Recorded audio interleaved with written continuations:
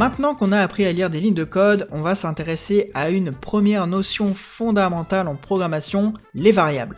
Ne t'inquiète pas, c'est un concept simple à comprendre, mais il est essentiel car on va tout le temps les utiliser. Mais déjà, qu'est-ce qu'une variable ? Une variable permet de stocker une valeur dans la mémoire de l'ordinateur ou du téléphone. C'est stocké en mémoire RAM et c'est donc non définitif, contrairement à un disque dur. C'est comme une case de mémoire à laquelle on affecte une valeur. En simplifiant les choses, on peut dire que quand l'app est fermée, la variable disparaît. Je vais donc prendre l'exemple avec lequel tous les débutants commencent, le texte Hello World. Si je veux enregistrer ce texte, je vais d'abord dire que c'est une variable avec le mot-clé var. Je vais ensuite l'appeler Hello et je vais lui attribuer la valeur avec le égal et entre guillemets Hello World.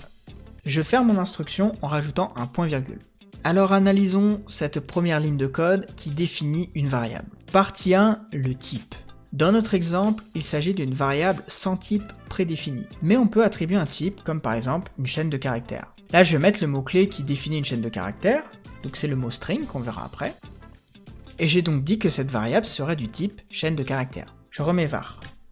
On verra ça en détail juste après. Partie 2, le nom de la variable. Ici on met le nom qu'on veut, mais comme j'ai dit dans la vidéo précédente, on ne peut pas utiliser des mots-clés. Par exemple, si j'utilise le mot-clé void qui est visible dans la fonction main, Dart va me mettre une erreur. On ne peut pas utiliser void. Donc là je vais laisser hello. Le nom d'une variable doit respecter des conventions de nommage. Déjà, le nom doit être le plus explicite possible. Dans le cas présent, je l'ai appelé hello, mais on pourrait l'appeler title, pour titre, si on le mettait dans la barre d'une application par exemple. Il faut toujours donner un nom qui soit vraiment clair sur l'utilisation de la variable. Par exemple, si je veux enregistrer la ville dans laquelle quelqu'un habite, je vais mettre city, et là je vais mettre Paris.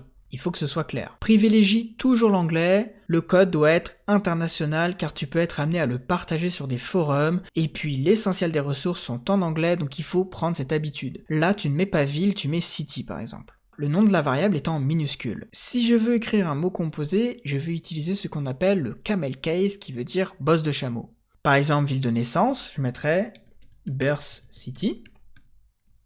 Et comme tu peux le voir, la majuscule va au deuxième mot. Attention, on ne met pas de majuscule au premier mot.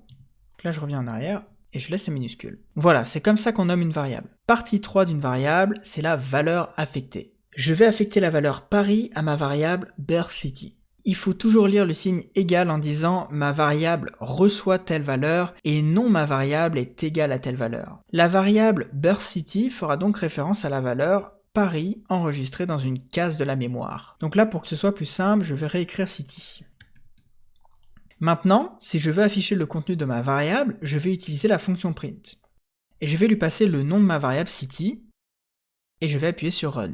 Comme tu peux le voir, il a bel et bien affiché le contenu de ma variable Paris. En fait, je pourrais très bien écrire ici Paris comme ça m'affichera la même chose. Seulement, imagine que tu aies besoin de faire deux prints à deux endroits différents dans l'appli, par exemple, mais que finalement la ville c'est pas Paris mais c'est Marseille, et bah tu devrais le changer deux fois ici. Alors que là, si tu remplaces dans le print et que tu mets à chaque fois city, et que tu changes Marseille une fois ici, tu fais un run, et là il m'affichera bien deux fois Marseille, alors que je l'ai changé qu'une fois ici. Maintenant, pourquoi ça s'appelle une variable ? Tout simplement car on peut changer la valeur affectée dans le code. Si j'écris une deuxième ligne, et que j'attribue à la variable city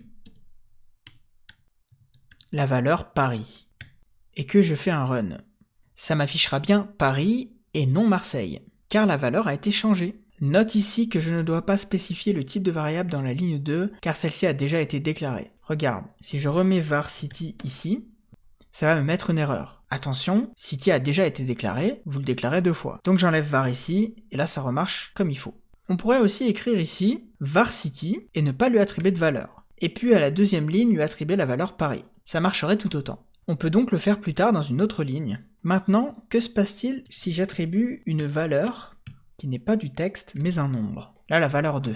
Ça fonctionne comme il faut, il n'y a pas d'erreur.